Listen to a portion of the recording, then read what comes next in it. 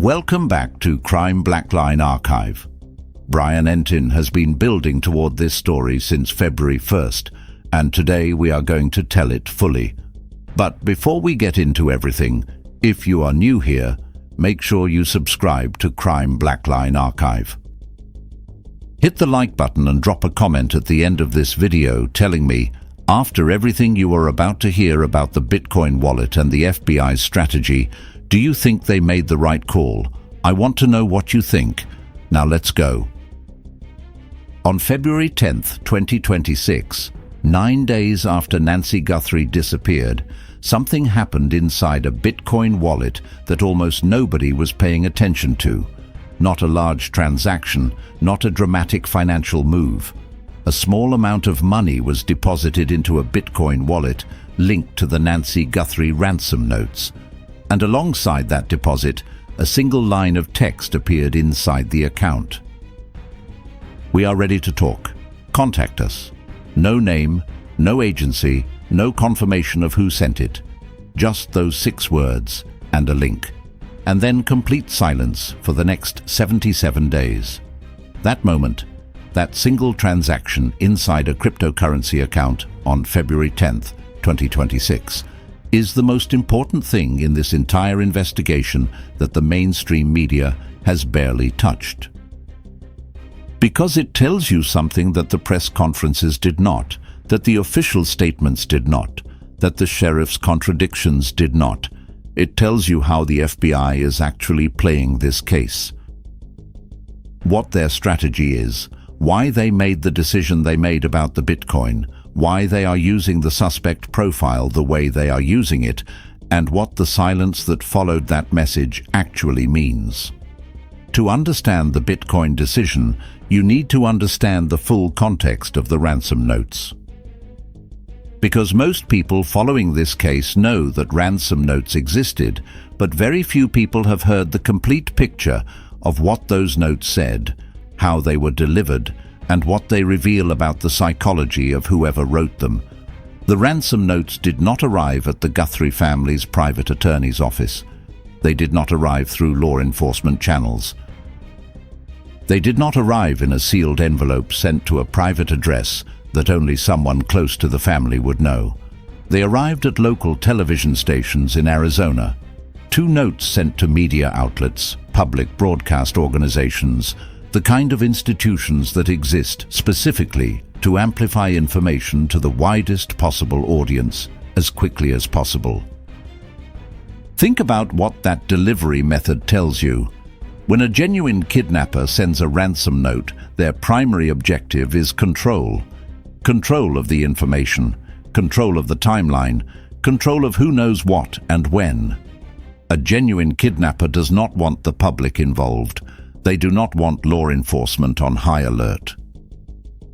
They do not want cameras outside the victim's family home or reporters asking questions at press conferences. They want a quiet, private, financial transaction to happen as quickly as possible, with as little attention as possible, so they can take the money and disappear. Sending ransom notes to television stations is the precise opposite of that approach. It is the loudest, most public, most attention-generating delivery method available. It guarantees that the story explodes nationally. It guarantees law enforcement is immediately at maximum alert. It guarantees that every forensic expert, every behavioral analyst, every retired agent in the country starts publicly analyzing the case. For a kidnapper who wants to get paid quietly and disappear, this is the worst possible strategy, which means whoever sent those notes either did not understand how kidnappings work, which the level of planning in this case makes essentially impossible, or they understood exactly how kidnappings work and chose public exposure deliberately.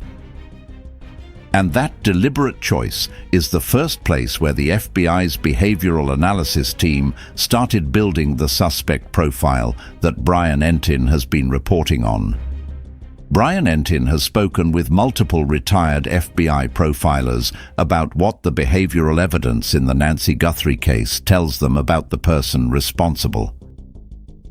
And what those profilers have described piece by piece over weeks of reporting builds a portrait of a suspect that is specific, consistent, and deeply unsettling. The starting point for any behavioral profile in a case like this is statistics, not because statistics replace investigation, but because they tell you where to look first. And in the Nancy Guthrie case, the number that profilers kept coming back to was not a detail specific to this investigation. It was a general truth about violent crime in America. 92%. That is the percentage of women who are murdered in this country and were killed by someone they knew. Not a stranger, not a random attacker, someone familiar, someone who had crossed paths with them at some point in their life, close enough to know their patterns, their address, their vulnerabilities. 92%. Now, at this stage, investigators were not publicly confirming that Nancy Guthrie had been killed. Officially, she remained a missing person. But cases like this do not exist in isolation. They exist in patterns. And when you place Nancy Guthrie's disappearance inside the larger pattern of violent crimes against elderly women, the targeting, the knowledge of the property, the confidence of the entry, the statistical weight of that 92% number is impossible to ignore. It means that when investigators build a suspect list, they do not start with strangers. They start with people Nancy knew, people who had visited her home, people who knew her routine, her schedule, her security systems, people who understood the geography of her life well enough to plan an approach at 1:47 in the morning with a signal jamming device, a backpack, and a holstered firearm. That is not the behavior of someone who randomly selected a house. That is the behavior of someone who had already been inside that house. And that understanding, the statistical reality that the person who took Nancy Guthrie almost certainly knew her, is the foundation on which every other element of the FBI's suspect profile was built. Here is where the profile gets specific.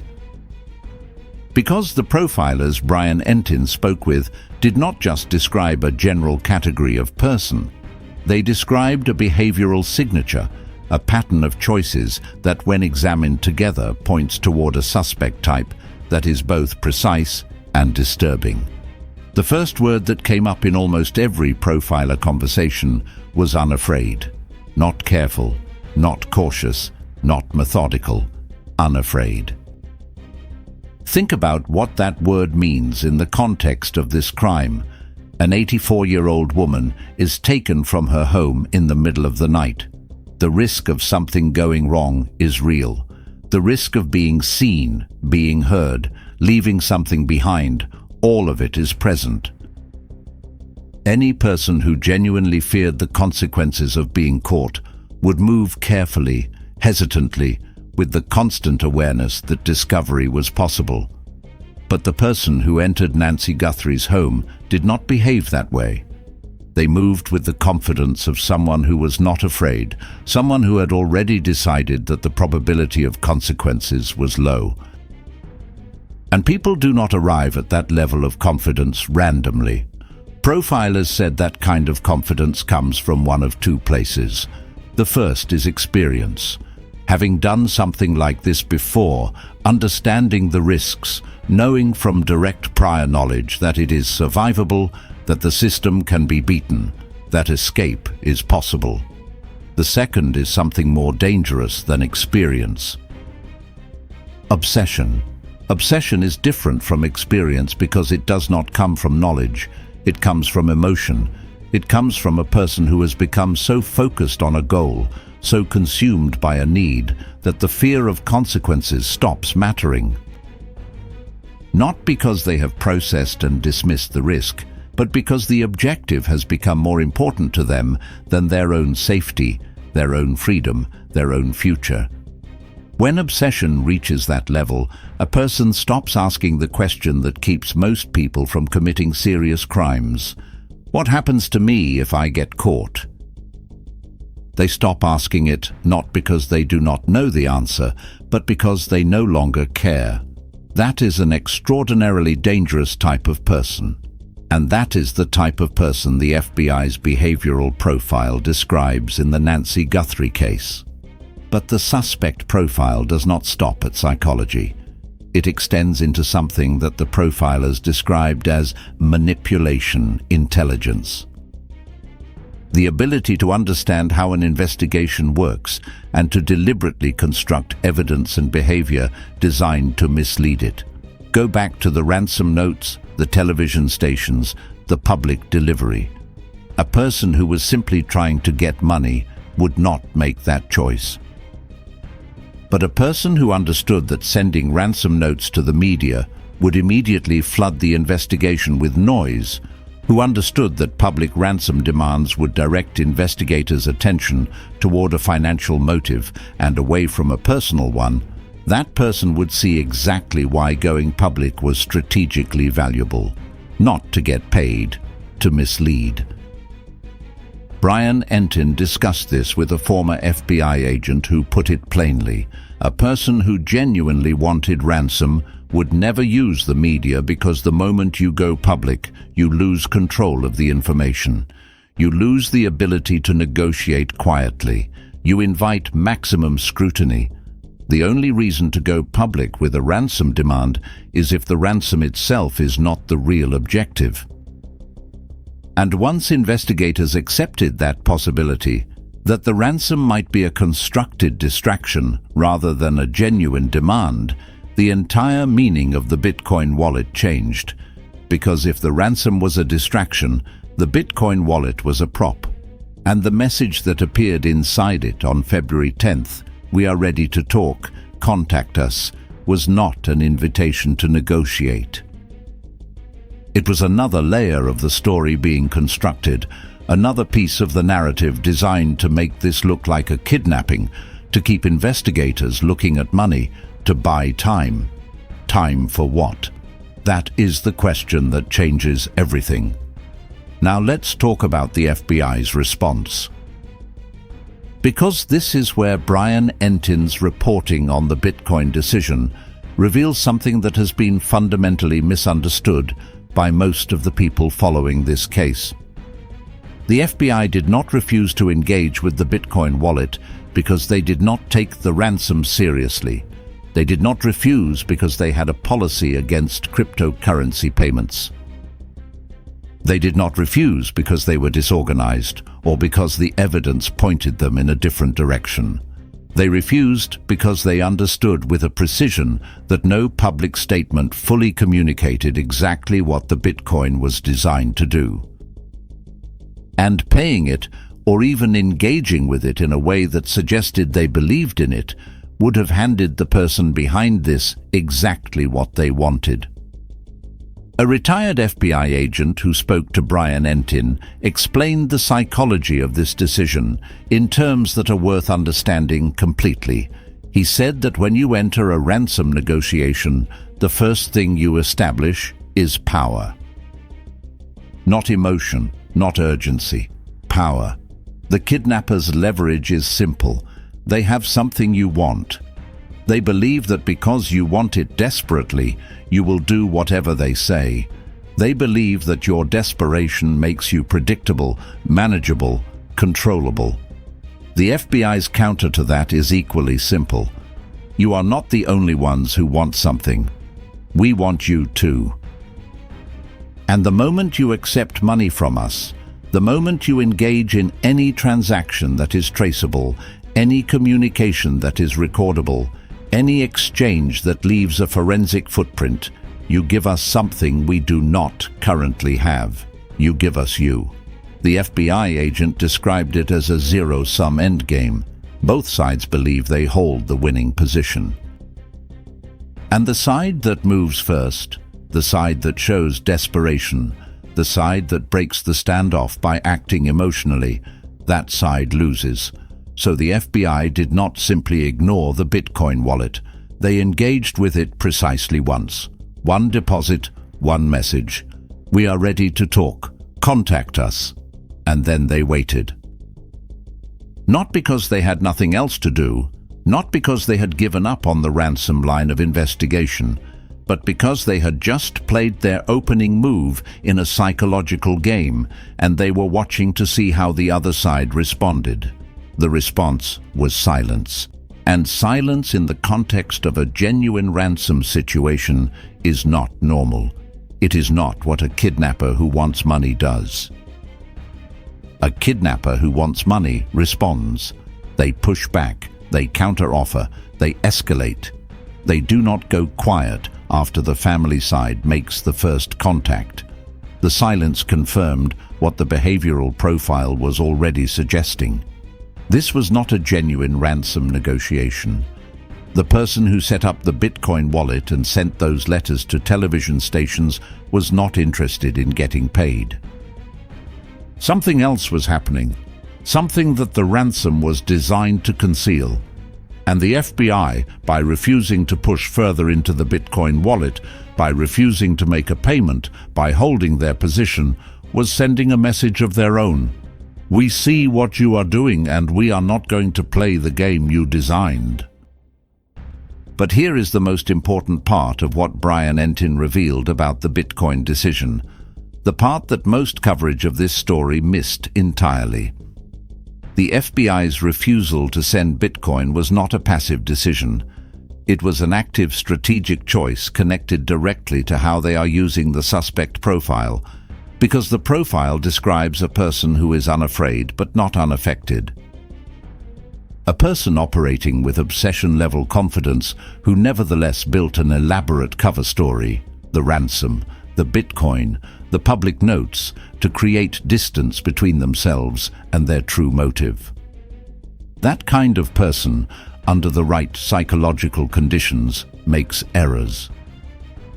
Not because they are unintelligent, not because they did not plan carefully, but because the emotional weight of what they have done does not disappear. It stays with them. It builds over time. And as weeks turn into months, as the investigation continues, as the national media keeps the story alive, as the FBI quietly works through the evidence at Quantico, the psychological pressure on that person increases. And increased pressure produces behavior changes. The retired FBI agents who built the suspect profile told Brian Entin that a person of this type, under this level of sustained scrutiny, will eventually do something that creates a new forensic opportunity. A search, a communication, a movement that does not fit their routine, a contact with someone who is already on the FBI's radar. And the FBI, by refusing to satisfy the ransom demand, by refusing to give this person the resolution they may have been seeking, is deliberately maintaining that pressure, keeping the wound open, keeping the psychological state of the suspect in a place where errors become more likely over time. The Bitcoin was not just a financial decision, it was a behavioral tool. Refusing to send it keeps the suspect in a state of unresolved tension, and unresolved tension for a person of this profile is one of the most powerful investigative levers the FBI can pull. Now let's talk about the proof of life question, because it is central to understanding not just the Bitcoin decision, but every other investigative choice the FBI has made in this case. Proof of life is the single most important element in any genuine kidnapping negotiation. It is non-negotiable. It is the one thing that a real kidnapper always provides, because without it, there is no reason for the victim's family to pay anything. Without proof of life, the family has no evidence that payment will produce any result. Without proof of life, the negotiation has no foundation. In the Nancy Guthrie case, there has been no proof of life, no photograph, no video, no voice recording, no handwritten note from Nancy herself, no communication of any kind that could be independently verified as evidence that she was alive after February 1st, 2026. The ransom notes came. The Bitcoin wallet was established. The message appeared. And in all of that, in all of the activity that surrounded the ransom demand, there was not a single moment where the people behind it said, "Here is Nancy. She is alive. Here is today's newspaper in her hands. Here is the proof you need that paying us will bring her home. That absence is not an oversight. Real kidnappers do not forget to provide proof of life. Real kidnappers understand that proof of life is their primary leverage. It is the thing that justifies the demand. It is the evidence that the victim is recoverable. It is the fundamental basis for any family's decision to engage with a ransom. The absence of proof of life in the Nancy Guthrie case told investigators something specific and devastating.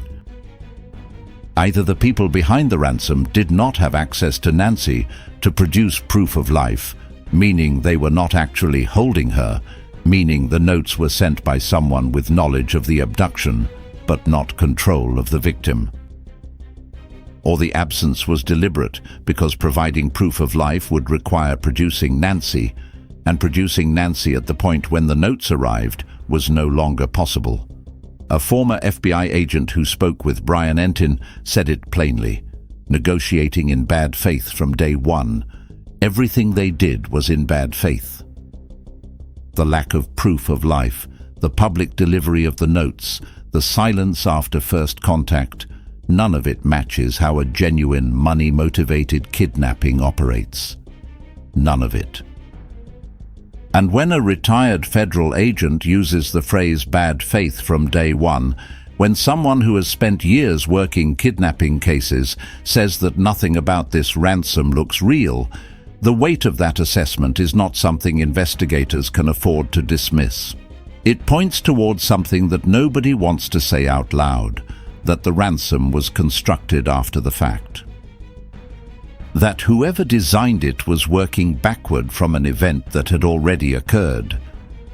Building a financial crime narrative around something that was never financial.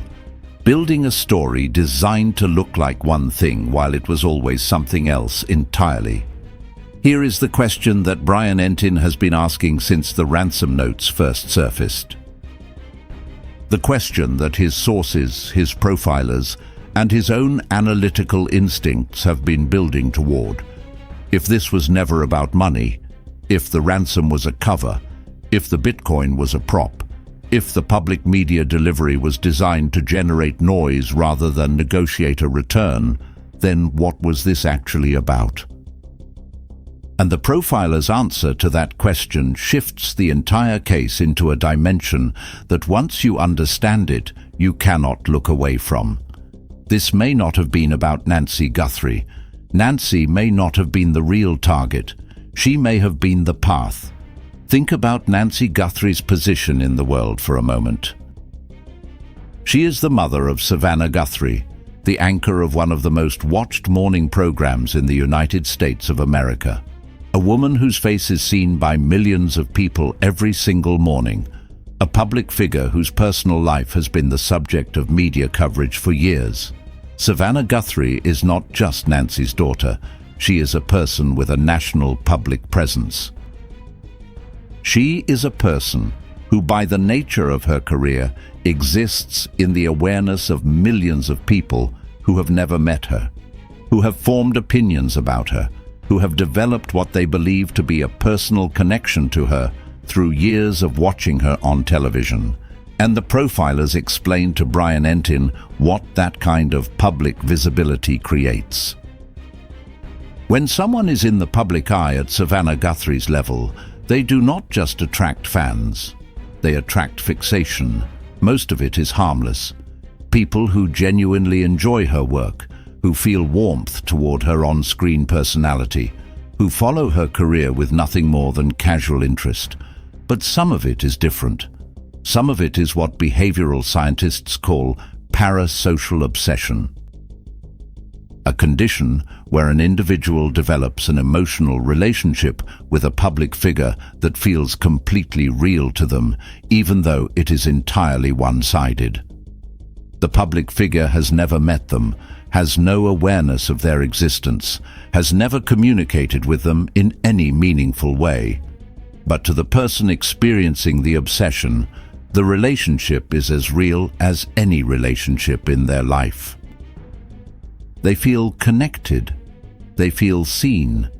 They feel in some cases wronged, because when a one-sided relationship produces a perceived slight, a comment, a segment, a moment that the obsessed person interprets as personal, as directed at them, as a betrayal or a dismissal or an insult, the emotional response is not rational. It is not grounded in any real interaction. It is the anger of someone who believed in a relationship that never existed being directed at the person they held responsible for destroying it. And that anger, the profilers told Brian Entin, can become a motive. Not a financial motive, not a logical motive, an emotional one. Personal, targeted, patient enough to plan over months, obsessive enough to execute without hesitation. If someone wanted to hurt Savannah Guthrie, not physically but deeply, permanently, in a way that would never heal, taking her mother is the most devastating thing they could do. $1 million reward would not fix it. FBI resources would not fix it. National media attention would not fix it. Because the wound is not about money and it is not about law. It is about love. And when you take away the person someone loves most in the world, the pain is beyond anything a legal outcome can resolve. If this was about reaching Savannah, if the motive was obsession and the method was designed to inflict maximum emotional damage on a public figure through the person she loved most, then the ransom notes to the media were not careless. They were perfectly calculated. They guaranteed that Savannah would see them immediately. They guaranteed the story would be everywhere she looked. They turned a private grief into a public spectacle that she could not escape. The message was not in the words. The message was in the act. Now here is where Brian Entin's reporting on the suspect profile gets specific about behavior. The pattern of actions that an obsessive, personally motivated actor leaves behind that distinguishes them from a financially motivated kidnapper. The profilers identified several behavioral markers that they believe are present in this case, and that point toward a suspect of this type. The first is the absence of escalation. A financially motivated kidnapper escalates. They increase pressure. They tighten deadlines. They make more urgent demands when initial contact produces no payment. They do not disappear into silence after establishing contact. But the person behind the Nancy Guthrie ransom did disappear. After the single transaction in the Bitcoin wallet on February 10th, there was nothing. No further communication, no escalating demands, no increasing pressure. That absence of escalation tells profilers something fundamental about motivation. This person was not waiting for payment. They had already received what they wanted from this situation. The act itself, the taking, the disappearance, the knowledge of what they had done, was the point. And once the act was complete, there was nothing left to escalate toward. The second marker is the public nature of the original communication. As we discussed, sending notes to television stations is not how someone who wants money quietly behaves. It is how someone who wants attention behaves. And attention directed at Savannah Guthrie specifically, a person with the public reach to amplify the story nationally within hours, suggests that reaching her, making her see and feel and respond, was a core objective. The third marker is the confidence of execution. The signal jammer, the pre-staged rear doors, the specific timing, the knowledge of the security systems, the glove worn throughout the approach. All of these elements describe someone who was prepared. Not impulsively prepared, but systematically prepared over a period of time, with research and planning that reflects sustained focus rather than opportunistic decision-making. And the fourth marker, the one the profile has described as the most psychologically revealing, is the silence. Not the ransom silence, the personal silence. After an act of this magnitude, most perpetrators experience what behavioral scientists call an emotional aftermath. A period of intense internal processing, guilt, fear, relief, or a combination of all of them that manifests in observable behavior changes. They become withdrawn or suddenly more social to mask the withdrawal. They drink more or less. They avoid certain topics in conversation or become obsessive about following news coverage of the case. They make small behavioral errors, slight inconsistencies in their routine, in their communication patterns, in their digital footprint that investigators can track. The FBI's suspect profile, according to Brian Entin's reporting, specifies exactly what behavioral signatures investigators are watching for in the people close to this case. Not just in terms of physical evidence, but in terms of how their behavior has shifted since February 1st. Because a person who did something this significant, who planned it over months, who executed it with precision, who constructed a false financial narrative to conceal their real motive, that person does not go back to normal. They cannot. The emotional weight of what they have done does not allow it. And the FBI is watching for where normal has broken. There is one dimension of this investigation that Brian Entin has been careful and precise about, and it concerns the question of whether one person or more than one person was involved in taking Nancy Guthrie. Former FBI Special Agent Jim Clemente analyzed the blood spatter evidence from Nancy Guthrie's front doorstep. He reached a conclusion that the behavioral profile team found consistent with their own analysis. One person. Not a two-person operation, not a coordinated team. One individual. Clemente's reasoning was specific. If two people had been involved in removing an 84-year-old woman from her home, one of them would have maintained control of her inside the house, while the other managed the approach and exit. A two-person operation minimizes the risk of the victim reaching any part of the property where they could be seen or heard. It minimizes the physical struggle. It makes everything cleaner, faster, more controlled. But the blood on the front doorstep tells a different story. It tells the story of a single person managing a situation that at some point produced a struggle at the front of the property. One person. One person doing this, planning this, executing this, managing everything from the signal jammer to the pre-staged doors, to the removal of the camera, to the physical control of a struggling 84-year-old woman, describes someone with a very specific psychological profile, not just capable, but deeply committed. Committed enough to do everything themselves. Committed enough that involving another person, another potential witness, another potential weak point, another person who might break under pressure, was not something they were willing to do. That level of commitment speaks directly to the obsession theory. A person who does this alone does it because they need to do it alone, because sharing it would dilute it. Because this was personal in a way that did not allow for collaboration. One person, one motive, 1 month of planning, one night in Tucson, and somewhere right now, that one person is living with the weight of what they did, and the FBI's suspect profile is designed specifically to identify where that weight is showing. Here is something that Brian Entin reported that nobody else was asking about at the time, and it connects the behavioral profile to the digital evidence in a way that should unsettle anyone still holding on to the theory that this was random. The Google searches. In March 2025, 11 months before Nancy Guthrie disappeared, someone conducted image searches for Nancy Guthrie's home address. Photographs of the exterior of the property, the kind of searches a person does when they want to understand what a specific building looks like from the outside before they arrive at it.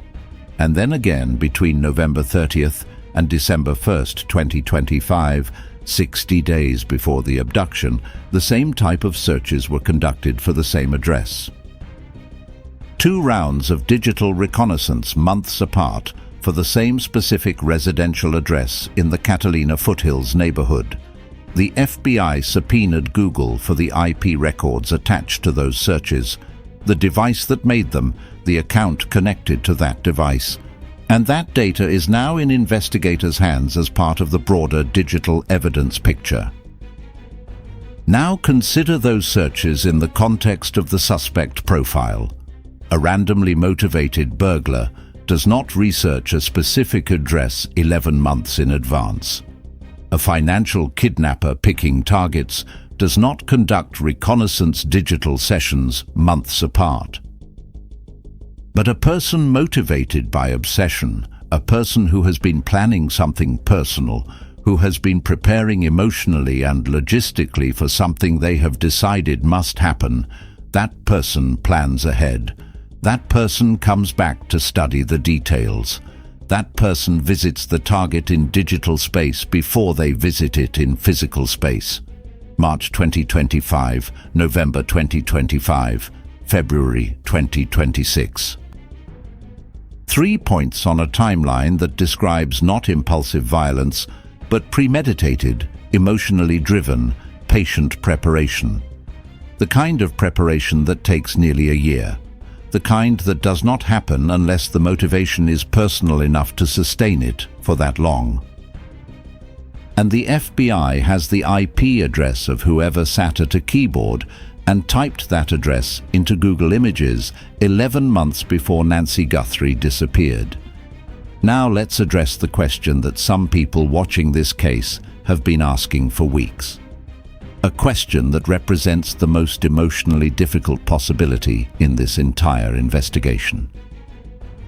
If this was never about money, if the ransom was a construction, if the Bitcoin was a prop, if the silence after the first contact was intentional, what does that mean for Nancy Guthrie? Because here is the uncomfortable logic. A genuine kidnapper needs their victim alive. The victim is the leverage. The victim is the reason the family pays. Without the victim's safety, there is no negotiation and no payment. Genuine kidnappers, whatever else they may be, have a financial incentive to keep their victim alive. But if this was never about the money, if the ransom was designed to mislead rather than to collect, then that financial incentive did not exist. And without it, the calculus about what happened to Nancy changes in a direction that investigators have had to confront, even while publicly maintaining that they are treating this as a live investigation. The profilers Brian Entin consulted addressed this possibility carefully. They said that the behavioral evidence, the absence of escalation, the absence of proof of life, the completion of the act followed by silence, points toward a scenario where the objective was achieved at the time of the abduction, not later, not contingent on payment. At the moment, Nancy Guthrie was removed from her home. That does not mean investigators have given up. That does not mean the search has ended. That does not mean the family's hope is without foundation. Cases have produced miraculous outcomes in circumstances far more dire than this one. But it means that the FBI's strategy in this case is not solely focused on negotiating a return. It is focused on identifying, building a case against, and prosecuting the person responsible. Whether Nancy is found or not, the DNA at Quantico, the Google subpoena, the cell tower data, the behavioral profile, the Bitcoin wallet forensics, all of it is being assembled not just to find Nancy, but to find the person who took her, because finding that person is the only path that leads to any answer at all. Here is where everything the FBI has been building, the behavioral profile, the digital evidence, the Bitcoin strategy, the forensic analysis, converges into something specific. The suspect profile that Brian Entin has been reporting on is not a theoretical document sitting in a file somewhere. It is an active investigative tool being applied in real time. It tells the case agents who to watch, whose behavior to monitor, whose digital footprint to prioritize, whose routine changes are significant, whose communication patterns warrant closer examination. And it does something else that most people following this case do not fully appreciate. It narrows the field dramatically. Because when you combine the statistical reality, 92% of women who are murdered knew their killer, with the behavioral signature, unafraid, obsession-level commitment, intimate knowledge of the target's home, capacity for sustained long-term planning, personal motive rather than financial, you are not describing a large group of people. You are describing someone specific. Someone in Nancy Guthrie's life or in Savannah Guthrie's orbit. Someone who had enough access to know the address intimately, but enough distance to believe they would not be immediately identified. Someone who had been building toward this for nearly a year before they arrived at that front doorstep at 1:47 in the morning. The FBI knows this. The behavioral profile tells them where to look. And the physical evidence, the DNA being processed at Quantico, the hair sample potentially being analyzed by Astrea Forensics, the digital trail assembled by the CAST unit, is being cross-referenced against every person the profile identifies as a potential match. This investigation is not broad anymore. It is narrow, targeted. The kind of focused, evidence-driven pursuit that ends in a courtroom. And the person this profile is built for, the person who sat in front of a screen in March 2025 and searched for photographs of Nancy Guthrie's house, that person is somewhere in this narrowing field. Let's take a moment and go back to something Brian Entin said that deserves to be heard in full context.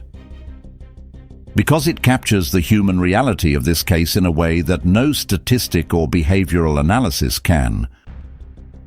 He said that from Nancy's family's perspective, from the perspective of people who love her, who have spent 86 days without knowing where she is, without a phone call, without a letter, without any confirmed sign that she is alive, the Bitcoin wallet represents something that no investigative strategy can fully account for.